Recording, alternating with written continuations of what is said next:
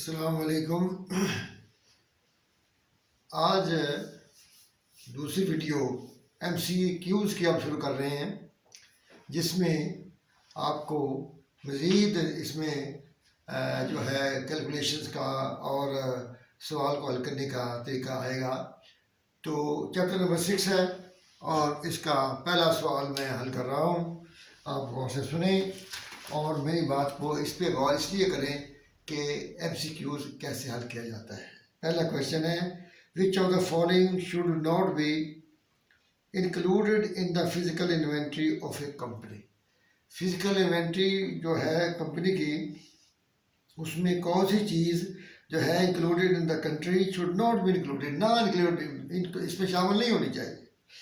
कहता है goods held and on consignment. आपको मैं बता चुका हूँ कि गुड्स ऑन कंसाइनमेंट होती क्या है। कंसाइनमेंट होती है कि एक शख्स जो है अपनी चीज़ें बेचने के लिए किसी दुकानदार को, शॉपकीपर को या बड़े स्टोर को दे देता है कि ये मेरी चीज़ें रख लो और जब बिक जाएंगे मुझे दे देना, और इसकी मलकियत मेरी है, तुम्हारी नहीं, जिसका मालिक है। और तो आपकी अगर वो स्टोर में पड़ी हुई है, उस दिन जिस दिन स्टॉक टेकिंग हो रही है या फिजिकल स्टॉक हो रहा है, तो वो तो गुड्स आपकी नहीं है। तो इसका मतलब है कि फिजिकल जब करते वक्त चाहे कोई भी सिस्टम हो, वो हमारी गुड्स नहीं है, हम उनको अपने गुड्स में इस्तेमाल शामिल नहीं करेंगे। ठीक है जी। तो अपने गुड में शामिल नहीं करेंगे, तो फिर इसका मतलब ये है कि गुड्स ऑन कंसाइनमेंट जो हमारा पहला अपना ऑप्शन है वो बिल्कुल ठीक है। दूसरे सवाल में, दूसरे हिस्से में वो तीसरे क्वेश्चन पे चलते हैं। तीसरे क्वेश्चन में वो कहता है जी, the cost of goods available for sale consist of two element. एक उसने बता दिया है बिगिनिंग इन्वेंट्री, दूसरा आपने बताना है। जैसा कि आप जानते हैं कि cost of goods available for cell में दो आइटम्स होती हैं, एक होता है ओपनिंग इन्वेंट्री, एक होती है परचेजेस। तो इसमें आप देखें परचेजेस लिखी हुई है कहीं, तो लिखा हुआ उसने cost of goods purchase B, ये ऑप्शन ठीक है। आपको मैंने कहा था कि आपको मर्चेंडाइज इन्वेंट्री की कॉस्ट ऑफ गुड्स सोल्ड बनाने का तरीका, परफॉर्मा आपके जेहन में होना चाहिए। जब वो सेम ही होगा तो आप उसको फौरी तौर पर वो जो है वो दिखेंगे, cost of goods available for cell कैसे बनती है और कॉस्ट ऑफ गुड्स सोल्ड कैसे बनती है। तो उसमें आपका वो टेस्ट दे रहा है कि whether you have clear concept of cost of goods sold. उसके बाद क्वेश्चन नंबर 4 है, वो कहता है जी फाइफो मेथड से आप एंडिंग इन्वेंट्री की कीमत बताएं। तो फाइफो मेथड मैं आपको बता चुका हूँ। फाइफो मेथड जो है दैट इज फॉर सेल, कि फर्स्ट जो परचेज होगी वो फर्स्ट सेल होगी। इसका मतलब है कि पहली कॉस्ट हम पहले ख़त्म करेंगे और बाकी कॉस्ट जो बच जाएंगी वो अंडरस्टूड है एंडिंग इन्वेंट्री में होगी। तो जब आपको वो कह दे कि इसमें करें, तो आप नीचे से ऊपर से करते थे, अब इसी नीचे से शुरू करें कि एंडिंग इन्वेंट्री जो है वो हम लेटेस्ट प्राइसेस पे होनी है। तो लेटेस्ट प्राइसेस पे सबसे आखिरी आइटम से सबसे पहले उठाएं, और वो है हमारी जो यूनिट्स हैं, इसमें फाइफो में कहता है 9000 यूनिट्स हमारे पास हैं। 9000 यूनिट्स आप मुकम्मल करें एंडिंग इन्वेंट्री के और नीचे से शुरू करेंगे तो वो बन जाएंगे। तो 9000 में सबसे पहले हम नीचे, सबसे नीचे है 5013 पे। तो एंडिंग इन्वेंट्री क्वेश्चन नंबर मैं लिख देता हूँ 4। क्वेश्चन नंबर 4 है और ये कहता है जी कि जनाब एंडिंग इन्वेंट्री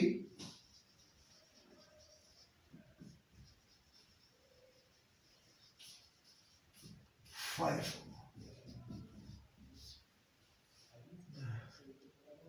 5000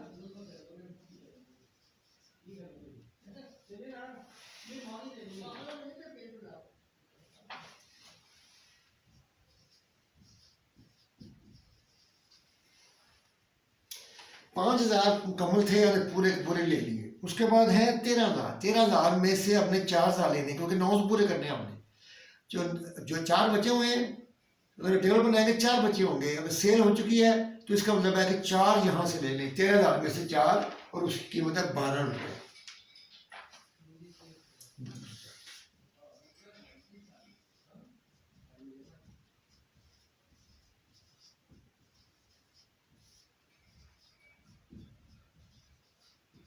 1,13,000 आपकी ऑप्शन है। और वो ऑप्शन कौन सी है? वो ऑप्शन है आपकी सी ऑप्शन, ये ठीक है जी।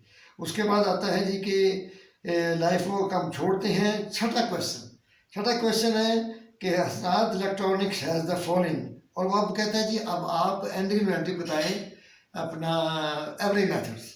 तो एवरेज मेथड में आप ये करें कि लास्ट परचेज जो है वहाँ तक सारी जमा कर दें। पहली परचेज सेल के बाद से लेकर लेटेस्ट परचेज तक आइटम्स उठा लें। इसमें सेल शामिल ना हो, सेल उसमें क्या हो, परचेजेज हो। तो परचेजेस को यूनिट जमा करें और अमाउंट जमा करें और रेट निकाल लें। तो हम ये जमा कर रहे हैं 5,000, ये FIFO मेथड है। तो हम इसको कर लिया हमने, तो हम आगे चलते हैं एवरेज मेथड पर। Question number 6, average method ending inventory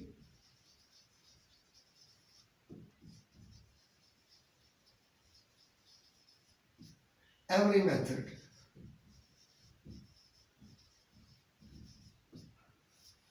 तो एवरेज मेथड में वो 5,000 ओपनिंग इन्वेंट्री है, opening 5,000 at the rate of 8 रुपये, 40,000। दूसरी आइटम है जनाब 2 अप्रैल 15,000, डेट क्या लिख लें, 2/4 है और इसकी डेट है 1/1। 2/4 को कितना आया जी? 2/4 को आया है 15,010 के हिसाब से।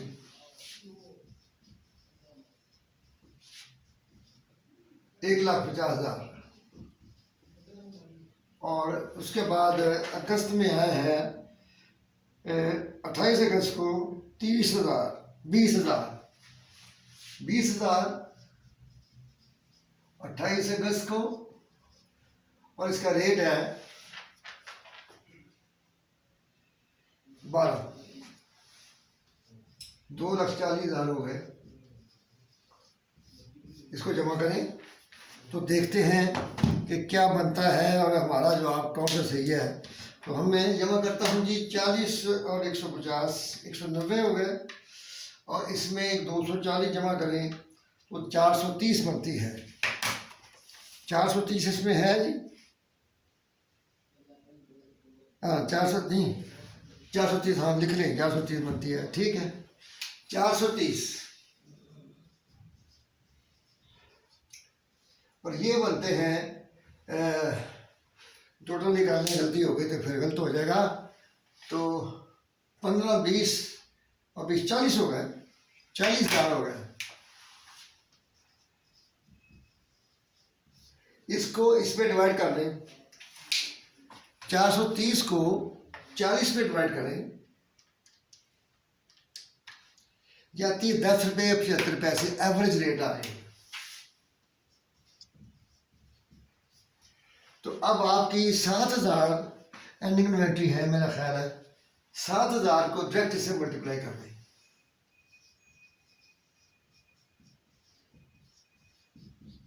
अमाउंट आती है 7,000 जब 10.75 75,250 75,250। तो ये हमारी ऑप्शन कौन सी है? ये हमारी ऑप्शन है डी ऑप्शन। डी ऑप्शन है हमारी, ये सही हो गया सवाल। इसके बाद हम चलते हैं क्वेश्चन नंबर 8 पर। इसमें कहता है कि factor that affect the selection of inventory cost method do not include. हमने एक मेथड इस्तेमाल करना है, फिजिकल या परपेचुअल।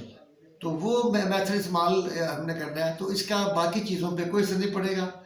हमें डी ऑप्शन पे चले जाना है जहाँ पे लिखा हुआ है कि perpetual versus periodical.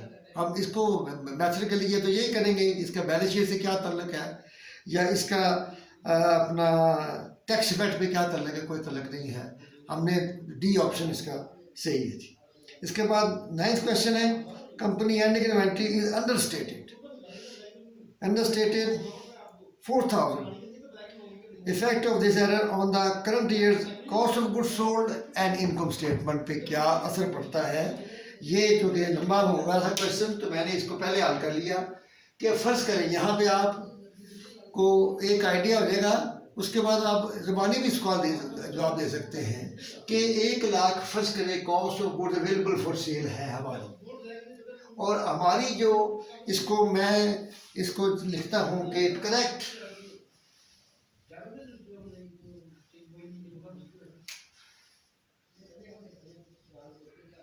Non correct,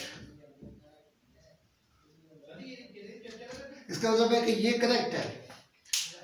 तो ये 20,000 इन्वेंट्री बनती थी, आपने 4,000 से अंडरस्टेट कर दी। अंडरस्टेट का मतलब है कम कर दी। जो कम की तो फिर उसका क्या असर पड़ा, कॉस्ट ऑफ गुड्स सोल्ड पे असर ये पड़ा कि होनी चाहिए थी 80,000, ही हो गई 86,000। इसका मतलब है कि कॉस्ट जब inventory ending inventory ending inventory understate हो तो कॉस्ट ऑफ गुड्स इंक्रीज हो जाती है।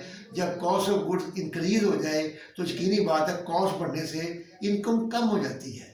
तो इसका मतलब ये है, वो कहता है जी आप लिख दें कौन सा कॉन्सेप्ट है, understated overstated the cost of goods sold and understated income. तो इसका ये ऑप्शन जो है वो है overstated cost of goods sold and understated income statement, B option है ये इसका, वो बिल्कुल सही है। तो बी ऑप्शन समझ आ गई आपको। आपने इसको सपोज करना है कि हमारे गुड्स ऑफ गुड्स अवेलेबल से दो तरफ एक जैसी है।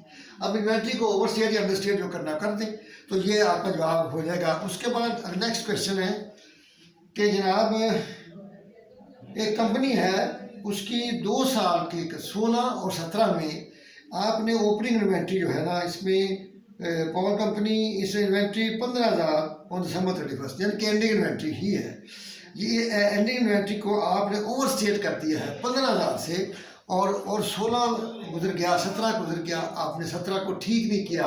और उसने कहा कि आप ये बताएं कि इसको ठीक ना करने से दो इक्विटी पे 17 की इक्विटी पे क्या असर पड़ा है, 16 और 17 की इक्विटी पे क्या असर पड़ा है, 17 की इक्विटी पे क्या असर पड़ा है। अब देखिए सबसे पहली बात तो ये है कि हम ये पहले ये वाला हिस्सा है जिसमें कि ये अंडरस्टेट कर दी, यहाँ पे ओवरस्टेट कर दी, 15,000 से ओवरस्टेट कर दी। तो हम इसमें इसे को कर रहे हैं कि अब ओवरस्टेट कर दी है, तो मेरा ख्याल है कि ये हिस्सा अगर मिटा दे तो ये सवाल क्लियर सामने आपके आएगा कि क्या हमने करना है। ये सवाल को आप क्लियर करें, यही हिस्सा आपके सामने आए करेक्ट, ताकि सवाल जो है नॉन करेक्ट, गलती क्या हुई है, एरर लिखें, चलो रहने दें, ठीक है। चलो जी, आपने फिर आप 1 लाख ट्रीट किट किया कि cost of good available for cell 1 lakh. उसके बाद ये 2016 है, इसको भी मैं ज़रा बड़ा ही कर दूं, मेरा ख्याल है 2016 में आपने अपना जो है ये क्लियर हो गई। 2016 में आपने एक तो करेक्ट मामला है, 20,000 इन्वेंट्री है, तो ये सही है सीधा। लेकिन आपसे गलती क्या हुई, आपने 15,000 जो ओवरस्टेट कर दी, कॉस्ट ऑफ गुड्स सोल्ड कम हो गई। अब हमने बताना है कि इसका इफेक्ट क्या होता है इक्विटी पे अगर गलती ठीक ना करें।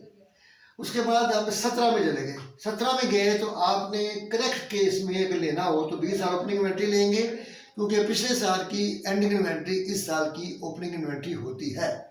तो ये हमने किया, और हमारी ये भी फर्जी है, सपोज किया है परचेज 10,000 हुई है, उधर भी 10,000 हुई है, तो हमने 30,000 गुड्स अवेलेबल फॉर सेल और एंडिंग इन्वेंट्री हमारी 15,000, दोनों तरफ एक है, तो हमारी कॉस्ट ऑफ गुड्स सोल्ड है 15,000 2017 की। 2017 की जो है कॉस्ट ऑफ गुड्स सोल्ड वो है 15,000 हो गई। इसका मतलब है कि 16 की ये थी, ये यहाँ लिखो 2017, ये क्लियर हो गया जी, ठीक हो गया जी। 2017 की कॉस्ट ऑफ गुड्स सोल्ड ये है, और ये है कॉस्ट ऑफ गुड्स सोल्ड 2017 की करेक्ट और इनकरेक्ट। इसके बाद आते हैं यहाँ भी हमने यही लिखे करेक्ट और नॉन करेक्ट में नीचे जाने के बजाय करेक्ट और नॉन करेक्ट। अब क्या हुआ जी, आपने आपने क्या किया जी, 2017 इक्विटी का मामला आप आ गया। अब हमने कॉस्ट ऑफ गुड्स सोल्ड का मसला हल कर लिया है, कॉस्ट ऑफ गुड्स सोल्ड के इफेक्ट देख लिए हैं। अब उसका सवाल का जवाब देने लगे हैं कि इक्विटी पे क्या असर पड़ा। इक्विटी पे सपोज करें 2 लाख थी 2016 में, आपने 80,000 कॉस्ट ऑफ गुड्स सोल्ड ली और कॉस्ट ऑफ गुड्स सोल्ड जो है वो इक्विटी में माइनस होगी क्योंकि कॉस्ट है। जैसे कि बताया कि अब था आपको मैंने कि अकाउंटिंग इक्वेशन में कॉस्ट जो है कैपिटल में या इक्विटी में माइनस होती है और रेवेन्यू जमा होता है। तो हमने इसको माइनस किया तो हमारी इक्विटी 1,20,000 आ गई। 2017 में गए तो 1,20,000 यही इक्विटी ओपनिंग इक्विटी हो गई। और उसके बाद CGS हमारी जो है वो 15,000 है 2017 की, हमने ये ली और ये हमने माइनस की तो ये आता है 1,05,000। अब हम गलत वाला हिस्सा देखते हैं कि ये 2 लाख ही है और हमारी कॉस्ट ऑफ सेल है 15,000। 15,000 को हमने जब इसमें माइनस किया तो ये आ गए 1,35,000। अगले साल हम 1,35,000 लेके आगे चले और इसमें जो कॉस्ट ऑफ सेल है वो 30,000 है। 30,000 माइनस किया तो ये 1,05,000 है। इसका मतलब है जब आपने इसकी ओपनिंग एंडिंग इन्वेंट्री गलती ठीक नहीं की तो दोनों की एक ही आएगी।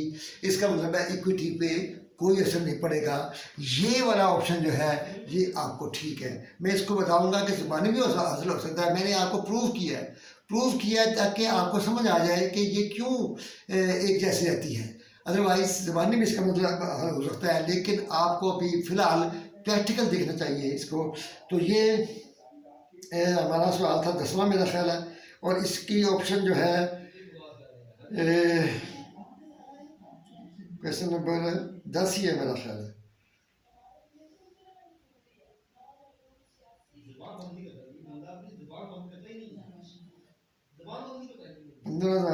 ओवरस्टेट हुई है तो overstated December overstated and properly लिखता है जी बी लिखता है कि ओवरस्टेटेड एट दिसंबर 31 2016। ठीक है, दिसंबर 2016 में ये ओवरस्टेटेड है। ठीक है जी। तो उसके बाद क्या हुआ कि उसके बाद कहते हैं प्रॉपरली स्टेटेड। इसका मतलब है कि आपने गलती ठीक नहीं की। तो दोनों में एक जैसी, प्रॉपरली स्टेटेड का मतलब क्या है कि कोई फर्क नहीं पड़ा, दोनों तरफ एक जैसी है। तो इसलिए ये साबित हुआ कि ये अगर आप गलती ठीक नहीं करते तो वही ओपनिंग इन्वेंट्री आगे चली जाएगी गलत, तो गलत जाएगी। तो इसका मतलब है कि ओवरऑल कोई असर नहीं पड़ेगा। 11वां सवाल हम कर रहे हैं, उसमें कहते हैं जी कि company purchase 1,000 visits and has 200 visits in ending inventory at a cost of 9 rupees each and current papers. ये मेरा ख्याल आपको नहीं करना, रिप्लेसमेंट कॉस्ट ये हमने छोड़ देना है। 13वां क्वेश्चन जो है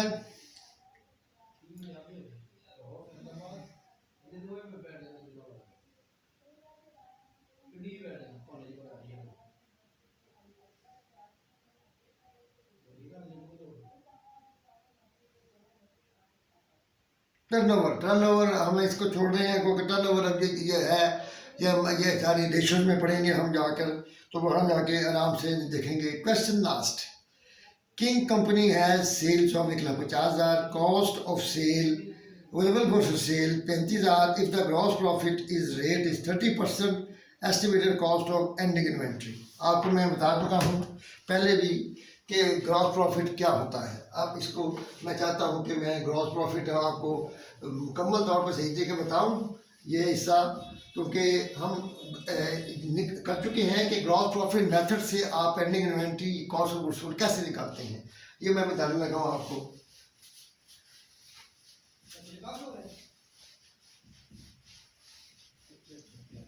जब ये कहे कि जीपी इज 30%, तो आप क्या करेंगे, ये काम करेंगे, सेल कॉस्ट और जीपी, ये काम करेंगे। जीपी कितना है 30 या 30 लगा दें। जब ये 30 कहे तो इसका मतलब है 30% ऑफ सेल।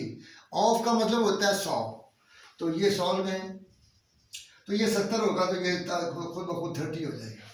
अब आपको सवाल में वो किसी 3 चीज़ों की किसी एक ही अमाउंट देगा, वो अमाउंट जो देगा उसको अमाउंट को लेकर आप जो चीज़ वो चाहता है वो उसे निकाल कर दें। अब वो क्या चाहता है, वो चाहता है जी आप जनाब आप उसे बताएं कि कॉस्ट ऑफ एंडिंग इन्वेंट्री क्या है, एस्टिमेटेड होती है इसमें, estimated ending inventory of cost under the gross profit method.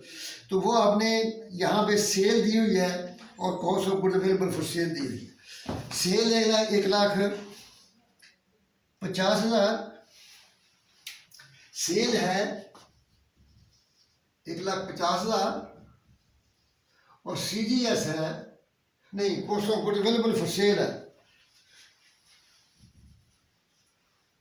Cost of goods available for sale 1,35,000 है मेरा ख्याल है, 1,35,000 ये गिवन है, ये दो चीज़ें गिवन है। तो आपने ये बताना है जी एस्टिमेटेड एंडिंग इन्वेंट्री क्या होगी बाई ग्रॉस प्रॉफिट मेथड। इसका आसान तरीका ये है कि पहले आप ये देखें यहाँ पे हमें इनमें से किसकी अमाउंट अवेलेबल है, सेल की अमाउंट अवेलेबल है। इसका मतलब है सेल की अमाउंट अवेलेबल है तो हम कॉस्ट निकाल सकते हैं। तो कॉस्ट क्यों निकाल सकते हैं, इसलिए कि हम कॉस्ट ऑफ गुड्स सोल्ड बनाएंगे तो उसमें एंडिंग इन्वेंट्री भी आएगी। तो वो क्या परफॉर्म है, वो परफॉर्मा यहाँ फिट करें। यहाँ लिखे सेल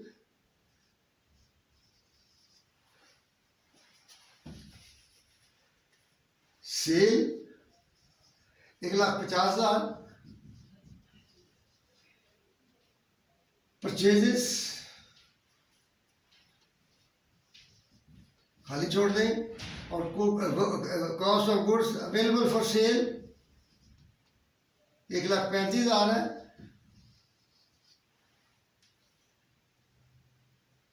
यहाँ इसको छोड़ दें, यही पे छोड़े। Cost of goods available for sale 35,000 है और हमें कॉस्ट चाहिए ताकि हम यहाँ एंडिंग इन्वेंट्री मालूम कर सकें, एंडिंग इन्वेंट्री, और ये है CGS। तो 1,35 पे हम कॉस्ट मालूम कर सकते हैं इस तरीके से। तो इनमें से अमाउंट हमें सेल की अवेलेबल है, तो सेल की अवेलेबल है तो सेल आप यहाँ लिखेंगे cost is equal to amount of sale, formula आप याद रखें, और percentage of sale, amount of sale percentage of sale, चाहिए क्या, कॉस्ट, परसेंटेज ऑफ कॉस्ट। इसको अप्लाई करें, अमाउंट ऑफ सेल है 1,50,000, परसेंटेज है इसकी 100 और कॉस्ट की है 70। अमाउंट निकालें तो वो होगी CGS। तो इसका मतलब ये है कि 1,50 मल्टीप्लाई 70 जो है ये 10,500 आपकी कॉस्ट ऑफ सेल आती है। 1,50,000 तकसीम 100 ज़रब 70, 1,05,000 ये आता है 1,05,000। इसका मतलब है कॉस्ट ऑफ सेल 1,05,000 है और 30,000 इसमें से माइनस करेंगे तो ये बन जाएगी कॉस्ट ऑफ सेल। इसका मतलब है कि 30,000 वाली ऑप्शन जो है वो है B ऑप्शन है। तो B ऑप्शन बिल्कुल सही है। इसका मतलब है ग्रॉस प्रॉफिट मेथड से निकालने का तरीका आपको मैंने बताया और ये पहले बता चुका हूँ, अब अप्लाई किया है। तो इस तरीके से हम इंसान सुझाव दे सकते हैं। तो ये हमारा आज की वीडियो थी, ये कंप्लीट हो गई है। तो आप इसको रिवाइज करें और इसको गौर से इसे साथ साथ रिवाइज करते जाएंगे तो आपको आसानी होगी। और दूसरी बात यह है कि आप हमारे चैनल को सब्सक्राइब करें और बेल आइकन को प्रेस करें और ये भूलें ना कि एक घंटा आपने प्रेस करना है। और आप जो है ये मेहनत करें, मेहनत के साथ ही आप कामयाब होंगे। और नेक्स्ट वीडियो जो है हम इंशाअल्लाह ताला इसके बहुत जल्द आपको पेश करेंगे। अल्लाह हाफिज़।